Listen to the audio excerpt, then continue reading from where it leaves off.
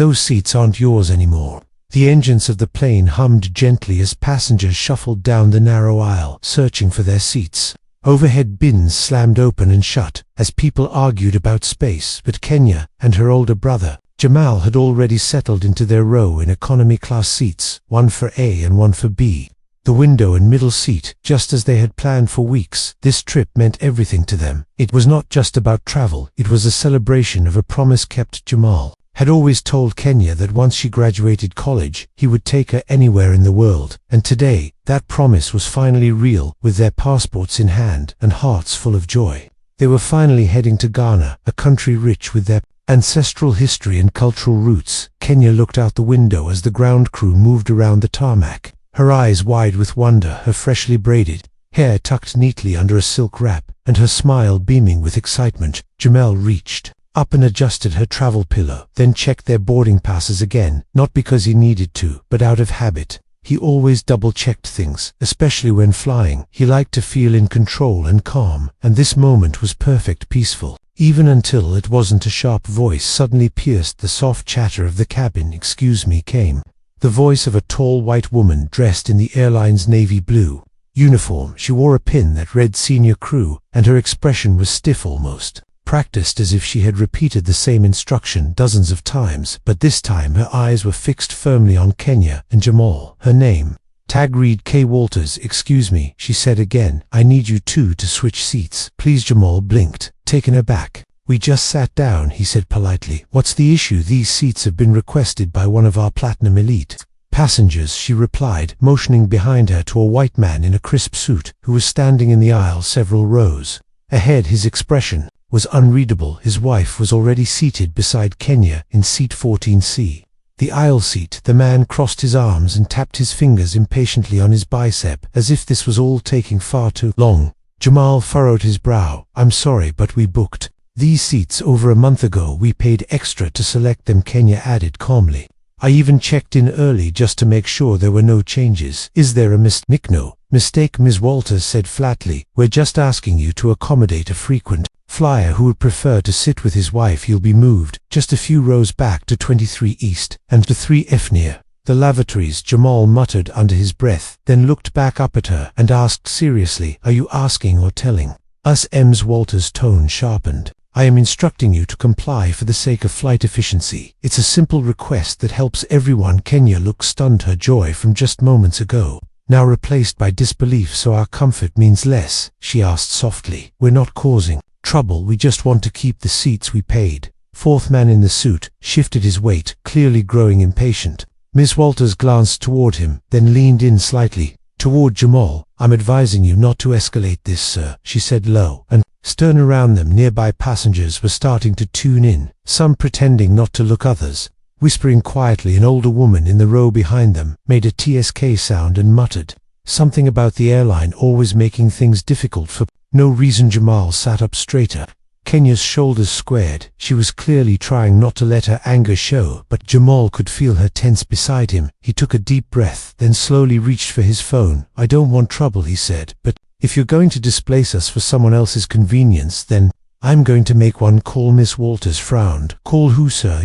Jamal didn't answer. He scrolled through his favorites and tapped a contact icon labeled simply Aunt V. Kenya looked at him wide-eyed. "You're calling Aunt V?" she whispered. "We haven't called her in years." Jamal said nothing. He lifted the phone to his ear as it rang, then spoke calmly. "Auntie, hey, it's Jamal. Yeah, we're on the flight like we told you. Remember, listen, I need you to do that thing you said you could do if something ever happened to us. Yeah, that one, and tell them to act fast. We're still on the ground." Ms. Walters tried to interrupt. "Sir, phones are to be turned off now, please. Place it in airplane mode." He held up a finger politely, asking for a moment before ending the call. "It'll just take a few minutes," he said quietly. Then he looked directly at Ms. Walters. "You're going to want to wait before doing anything else. Trust." Ms. Walters' eyes narrowed. Then she stepped away, muttering something into her crew earpiece. Passengers nearby leaned closer, trying to figure out what was happening. Some were visibly supportive, shaking their heads. Others remained silent, but alert. The man in the suit, however, was clearly getting agitated. He sighed loudly and gestured toward the flight attendant, as if to demand she hurry up. Kenya stared ahead, her lips tight, her hands clasped nervously in her lap. "I can't believe this," she said under her breath. "We're being treated like less than them, just because they have money and lighter skinwear." "Not moving," Jamal replied, his voice steady. "They have no right to do this, and if Aunt V makes the right call, this is going to change." Real fast Kenya looked over. "What did she say?" "She didn't have to say anything," he replied. "When she picks up, she doesn't need time to think. She just moves. She used to handle aviation affairs for the state. Remember, she has contacts all the way to FAA headquarters." Kenya blinked, then gave the tiniest smile. "You always have a plan until when they try to play us," Jamal muttered, "and they're playing the wrong ones." Today, less than 2 minutes later, there was a buzz at the front of the cabin. The lead flight attendant was handed a message from the gate, a printed strip of paper with red highlights. She read it, then walked quickly to Ms.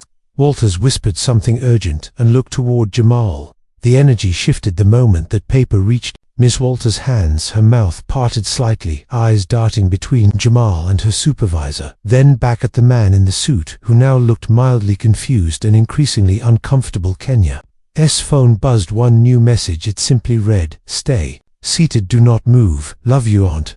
Jamal leaned back, arms folded, and for the first time since this began, he smiled. It wasn't smug, just certain, like someone who knew exactly how this would unfold. Ms. Walters returned slowly to their row, her previous authority noticeably shaken. "Sir, ma'am," she said, "it appears there's been a misunderstanding. Your seating is confirmed. Please remain where you are. We apologize for the inconvenience." Kenya didn't even blink. She turned to the woman beside her, the platinum wife in 14C, and said calmly, "You're welcome to move if you like, but we're not going anywhere." The woman looked away, her cheeks red. The man in the suit hesitated, then returned to his original seat up front, muttering something Jamal couldn't quite hear, but it didn't matter anymore, because they weren't being moved, they weren't being silenced, and they weren't going to let quiet discrimination ruin what was meant to be a celebration.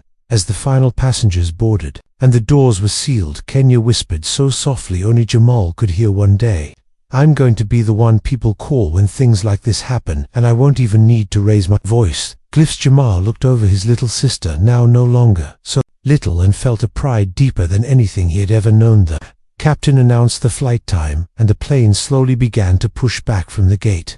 And although they were still at the beginning of their journey, something inside them had already taken flight. They didn't just keep their seats, they kept their dignity, they kept their power, and the flight had only just begun. The apology that never came. As the plane lifted from the tarmac, the hum of the engines vibrated through their seats, but Kenya's heart was louder. She kept her eyes fixed out the small window, not really watching the clouds, but rather trying to sort through everything that had just happened. The moment should have been peaceful, exciting, a celebration of a dream trip long awaited, but instead it had been hijacked by an insult, veiled in politeness. Jamal sat beside her, arms still crossed-chest, slowly rising and falling. He was calm now, not because the storm had passed, but because they had not been pushed aside. He had watched too many times as people like them were asked to be quiet, to be small, to be invisible. Today, they didn't let that happen, and for once, justice had answered the call. Quickly, the flight crew moved about, pretending nothing had happened, but the tension was impossible to ignore. One attendant offered Kenya a complimentary drink with a strained smile. She accepted it, but didn't say thank you, and the woman moved on quickly, her smile fading as she turned in the row across the aisle. An older black woman leaned over and whispered, "I saw what they tried to do. Proud of how you handled it, baby girl."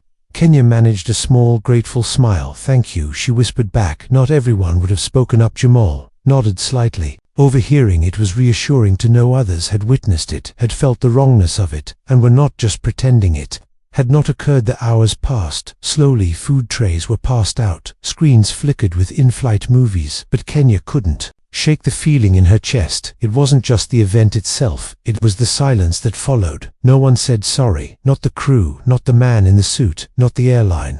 No one had the decency to admit they were wrong. They just moved on like it was routine, like it happened all the time. And maybe it did, maybe that was the worst part. When the plane landed in Accra, the heat of the African sun wrapped around them. The air was thick and heavy, but welcoming. It smelled.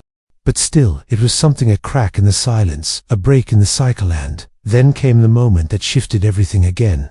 A new video surfaced online, a leaked recording from a training session, showing a supervisor telling staff to prioritize high-paying white clients when resolving seating conflicts, and to avoid escalation with passengers of color.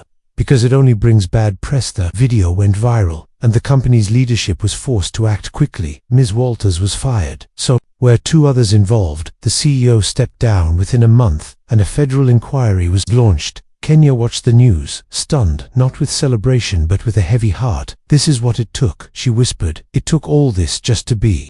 Jamal placed a hand on her shoulder and said, "Maybe now someone else won't have to fight this hard. Maybe now a young black girl flying to college, or a mother taking her son to see his first ocean won't be asked to move just to make someone else more comfortable." She nodded, tears rising again, but not from pain this time, from purpose, because they had turned something ugly into something unshakable, into something necessary. And the world was listening. The price of truth. It was early morning, and the city outside was still half asleep, but Kenya sat upright at her desk, wide awake, staring at the blinking cursor on the laptop screen. Her fingers hovered, hesitating over the keyboard, before finally beginning to type. The words came slowly. At first, then with more purpose, as if each letter carried a memory she couldn't let go of. She was writing a statement for the upcoming hearing, not just for herself or her brother, but for every passenger who had ever been dismissed, shamed, or silently pushed aside for not fitting someone else's idea of importance. Jamal entered the room, holding 2 mugs of coffee, one for him, one for her. He placed hers beside the laptop without a word. He didn't need to say anything. The look in his eyes was enough. He saw how tired she was, how much she had carried. Since this all began, she hadn't just become a voice for justice, she had become a symbol of resistance. And that was never easy, not when the world was so eager to question your truth. "You don't have to go to the hearing if you don't want to," Jamal said quietly. "They already have our deposition. Your testimony in writing will still carry." "Wait." Kenya shook her head slowly, her eyes still fixed on the screen. "I need to be there. I need them to see my face, to hear my voice, to know that I am not just some case number or social media story. I am real, and I'm not afraid anymore." That afternoon, their attorney called to prepare them for what to expect. The hearing would not be in court, but before a federal review board assembled after the viral video forced the Department of Transportation to launch a full-scale inquiry into the airline's practices. There would be press, there would be corporate lawyers trying to twist their words, there would be tension, silence, and judgment, and above all else there would be an opportunity to finally make things change. When the day arrived, Kenya wore all white, not by accident, but by intention, a symbol of peace, of clarity, of presence. Jamal wore a dark blue suit, and kept a copy of their grandmother's photo in his inside pocket, a quiet reminder of where they came from, and who they represented. As they entered the hearing room, cameras flashed, reporters shouted questions from behind velvet ropes, but they kept walking, heads held high, flanked by their legal team, calm and unwavering. Inside, the room, rows of officials and observers filled the seats. The panel sat elevated on a long bench, papers in front of them, microphones, live water pitchers untouched. The airline's representatives were already seated across the aisle, stiff-faced and expressionless. One of them was Ms. Walters, and when she saw Kenya and Jamal walk in, her eyes dropped immediately, her hands fidgeted in her lap, and her jaw tightened as if holding back words she would never say aloud. The chairperson opened the session, calling for order. The proceedings began with a formal reading of the complaints and the airline's history of unresolved bias incidents. It felt clinical, almost too clean, until they called Kenya to speak. She walked slowly to the front, adjusted the microphone, and looked out over the room for a moment. Her voice trembled slightly when she began, but strengthened with every word. "I am not here to destroy anyone," she said calmly. "I am not here to embarrass or attack. I am here to tell the truth, because what happened to me and my brother is not just about a seat on a plane. It is about the space people are told they can or cannot occupy in this world. It is about the silent rules that tell us our place, our value, our worth. It is about being told to move without reason, without apology, and being expected to smile while doing it." She paused, then continued, "I stayed silent for years. In other situations, I let things slide. I swallowed the feeling because I thought maybe I was being too sensitive, maybe I was imagining it. But that day on the plane, something inside me said no more, because the world will not change until we stop pretending that injustice is just inconvenience." The room was silent as she spoke. Even the airline's lawyers looked up from their notes. When she finished the panel, thanked her, and Jamal took her hand as she returned to her seat. His grip was firm, not just with pride, but with solidarity after a long day of statements, evidence and rebuttals. The panel closed the session and promised to deliver a report within 30 days, outlining recommendations for reforms and accountability measures. But for Kenya and Jamal, the outcome wasn't the only thing that mattered. It was the act of standing up, the act of being heard without being silenced. As they stepped outside the hearing building, the sun had dipped low, casting a golden glow across the steps below. Waiting journalists again closed in, but this time Kenya paused and turned toward them. "I just want people to know," she said softly, "that no matter where you come from, no matter who tries to minimize your voice, you are allowed to take up space. You are allowed to speak. You are allowed to stay seated in the truth of who you are." Her words were picked up by microphones and transmitted across networks. Headlines spun with variations, but the message remained untouched. Clear and powerful. That evening, back at home, the siblings sat on their apartment rooftop, watching the city lights flicker beneath the stars. Kenya sipped tea from her favorite chipped mug. Jamal leaned back against a crate they had turned into a bench, and the silence between them felt peaceful this time. "Do you think anything will really change?" she asked after a long pause. Jamal shrugged. "Maybe not all at once, but someone somewhere will sit down on a flight tomorrow and they won't be asked to move, and they won't know why, but it'll be because of you, because of you." As a few days later, their attorney called again. This time with a different tone. The airline had reached out once more, not with an offer but with a request. They wanted to arrange a private meeting with Kenya and Jamal and the new interim CEO, who had replaced the one who resigned after the scandal. "I told them I'd ask you first," the attorney said. "They claim it's not PR. They say they genuinely want to listen, learn and do better." "Your call." Kenya thought about it for a long time. She paced the room, staring at the walls, the floors, the sky outside. She asked herself what justice looked like, what growth really meant, and then she said, yes. The meeting was held in a quiet conference room with no press, no cameras, just the siblings, their attorney and the CEO, a woman in her 50s with tired eyes and a nervous smile.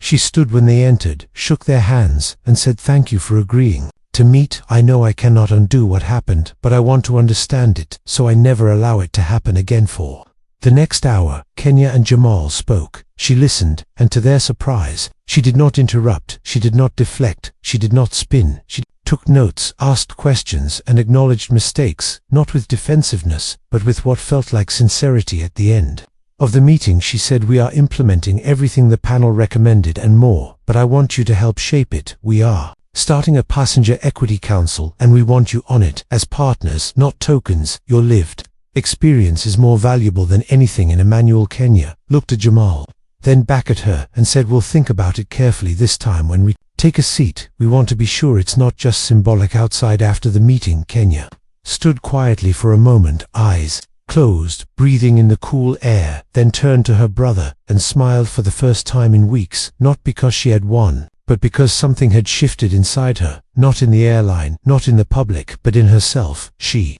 had spoken the truth without shrinking, had faced the fire without burning, had stayed seated when the world asked her to move, and now, maybe the world was learning to stand with her, the ripple they never saw coming.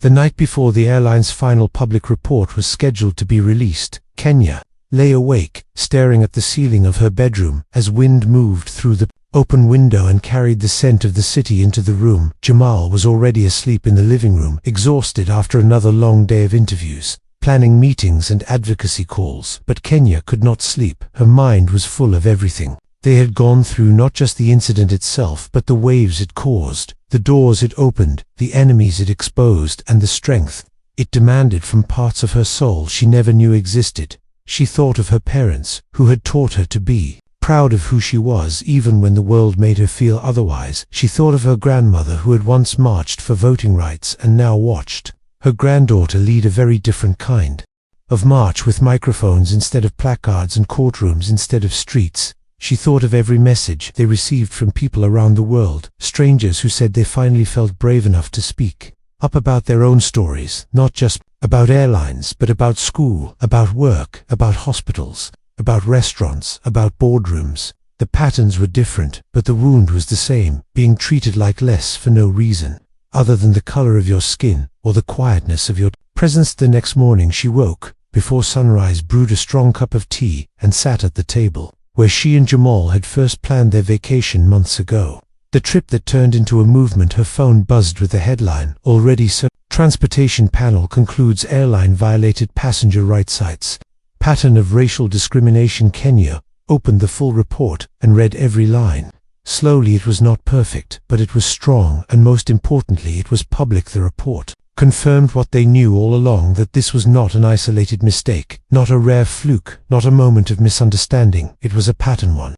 The airline had quietly allowed to fester through unspoken rules and unchecked power. The panel recommended sweeping reforms, including mandatory cultural bias training, public accountability dashboards, passenger equity monitoring, and an independent review board to handle future complaints. Kenya felt a chill run through her as she realized this was no longer just about their flight. This was about changing the way people were treated everywhere. Later that day, the airline held a press conference streamed across every major network. The interim CEO stood behind a podium with the new head of passenger relations and read a statement that for once did not feel hollow. "We are not proud of what has come to light, but we are committed to changing it. We failed our passengers, we failed our values, and we failed to listen to voices that were trying to protect us from our own blindness. Today, that stops. Today, we begin again, and we do so with the help of the very people we wronged." Jamal and Kenya watched from their living room, eyes glued to the screen. Their names were mentioned, their story was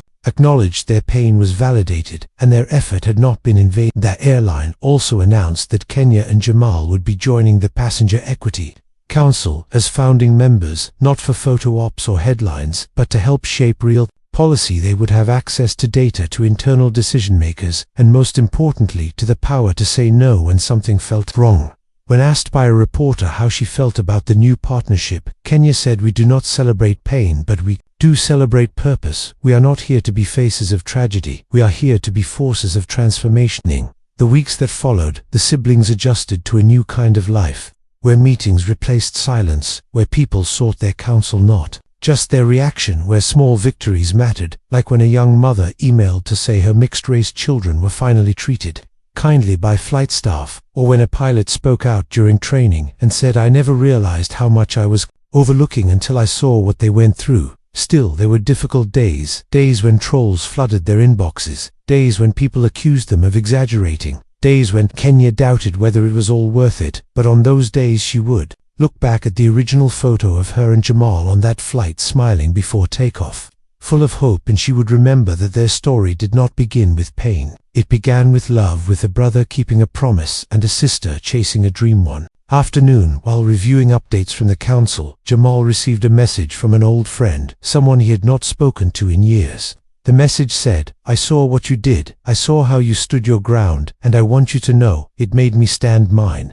Too, I walked into a meeting yesterday, and for the first time I did not shrink." Jamal read it twice, then looked at Kenya across the table. She saw the expression on his face and asked, "What is it?" Passed her the phone and said, "We may never know how many people this touches, but even if it's just one, it was enough." That evening, Kenya was invited to speak at a university, an event about social change and the role of youth in reshaping policy. She stood in front of hundreds of students, some who had followed their journey closely and others who had only just learned about it. She began by saying, "I never wanted to be in this position.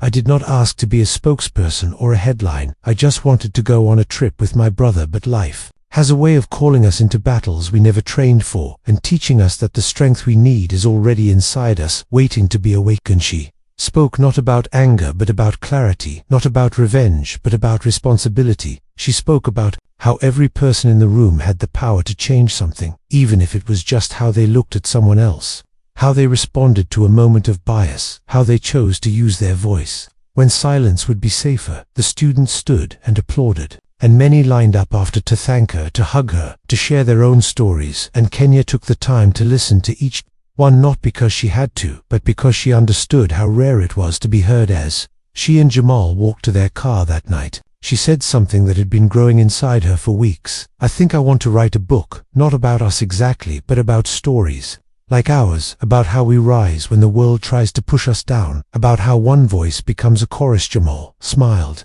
"I think you should," he said, "and I'll design the cover." They laughed, and for the first time in months, It was a laugh without tension, without weight. It was the sound of healing back at home. Kenya pulled out her old journal, the one she had brought on the plane but never used. She opened to the first blank page and wrote these words: "We stayed seated and the world shifted around us. We stayed seated." The year had nearly passed since that flight, and the memory of it still lived in Kenya's bones. Not as a wound, but as a lesson, something deep, something permanent that had carved itself into the shape of who she had become. She stood now in a massive conference hall filled with educators, activists, leaders, and students all gathered to attend a global summit on equity in public systems, a summit where she had been invited as a keynote speaker. Not because she was famous, not because she had won a prize, but because she had chosen to speak. When silence was easier, Gamal stood at the side of the stage watching her, his arms folded in quiet pride. He remembered that first morning on the plane, the way her eyes had lit up just before they were dimmed by someone else's comfort being prioritized over her dignity. He had seen her grow, not into something new, but into something she had always been: strong, wise, unapologetic. As she approached the podium, the crowd settled into silence, and she paused, looking at their faces. People from dozens of countries, backgrounds and stories, all here to learn, to understand, to evolve. She began. "I did not come here to tell you how to fix everything, because I do not have all the answers. I came here to tell you what happens when you stop pretending that injustice is invisible. I came here to show you what it looks like when two passengers stay seated and refuse to be moved by anything." But truth, the room hung on every word as she described, not just the flight, but the days that followed, the nights full of doubt, the mornings filled with fire, the way people reacted, the hate, the love, the overwhelming weight of being visible in a world that often prefers to look away. She said the real change did not come from the report or the apology or the press coverage. It came from the quiet moments, the letters from strangers, the students who said they now dared to speak up, the parents who said their children asked questions they never had the courage to ask before. She spoke about how institutions are not made of brick and policy, but of people and choices and accountability, and that reform is not a goal but a constant act of waking up over and over again to the reality of others. She ended with the words that had become her truth: "We stayed seated and the world shifted around us, not because we were powerful, but because we knew that our worth was not up for negotiation." The room rose to its feet in thunderous applause, but Kenya simply stepped back, bowed her head, and walked off the stage into the arms of her brother, who hugged her like she had just crossed an ocean barefoot. That night, they flew back home on a new airline invited by its CEO to help them build anti-bias training from the ground up. And this time, when they boarded the plane, everything was different. Not just the faces or the uniforms or the seating chart, but the atmosphere, the welcome, the energy around Thema. Young black flight attendant approached them before takeoff and said, "I want you to know I joined this industry because of you. I saw what you did, and I said, I want to be the one who makes sure that never happens again." Kenya smiled and said, "Then you already have." The plane took off, soaring into the night sky, and Kenya looked out the window at the stars blinking above them. The same stars that had once watched her cry in silence. Now, watching her rise in strength, she thought of the countless others who had sat silently, who had moved when told, who had shrunk to fit into spaces that were never built for them. She thought of the new generation watching their story and learning not to ask if they belonged, but to know it with certainty. Weeks later, Kenya's book was published, titled "We Stayed Seated," and it flew off shelves faster than any publisher had expected. It was not a memoir, it was not a victory lap, it was a map, a compass for anyone who had ever been made to feel invisible, voiceless, unworthy. It told stories of others who had spoken up, who had drawn lines, who had chosen dignity over convenience and truth over silence. The book was read in classrooms, quoted in courtrooms, and passed between friends and strangers alike. And on the back cover was a photo not of Kenya alone, but of her and Jamal sitting on that flight, smiling at each other before the storm, before the test, before the world knew who they were one day, as they sat in a park sipping lemonade and watching children play. Nearby, Jamal turned to Kenya and said, "You know, I almost didn't say anything that day. I was going to just switch seats, let it go." Kenya looked at him, surprised. "Really?" He nodded. "I didn't want to ruin your trip. I didn't want to make you uncomfortable. But then I saw your face, and something in me said, no, we don't move anymore. Not when we're right. Not when we're tired. Not when it's easier to stay." Quiet, she leaned against his shoulder and whispered, "Thank you for staying seated with me there." watched the sunset in silence, and for once, that silence was not heavy, it was peaceful. Few months later, Kenya was invited to the United Nations to consult on a global initiative around equity in travel and transport. Her name now appeared on advisory boards, academic panels, and policy drafts, not because she was famous, but because she had lived what many only studied, and she had turned that lived experience into a light. The closing of the UN event, a woman from South Africa approached her with tears in her eyes and said, "My daughter was removed from a plane because she asked to switch seats with a white child who was crying. They said it wasn't appropriate. Your story reached us, your voice reached her. She now tells everyone at school that she is allowed to stay seated, and that has changed everything." Kenya hugged the woman tight and knew in that moment that no effort had been wasted, no pain had been for nothing, because they had not just resisted, they had redirected the course of so many lives. The ripple had turned into a wave. Years later, when people spoke about that flight, they didn't just mention the injustice, they mentioned the courage, the choice, the change it sparked. And when people asked Kenya what it was like to be part of something so big, she always said the same thing. "It started small, just me and my brother, and a seat. We refused to give up, not out of defiance, but out of dignity, not out of rage, but out of respect for ourselves." And when people nodded and smiled and said they were proud of her, she would smile back and say, "I'm proud too, not of being right, but of staying rooted," because in the end she knew it wasn't just a moment, it was a message, and that message now lived in every airport policy, every classroom debate, every heart that decided from now on they too would stay seated. And that was the real victory, the end.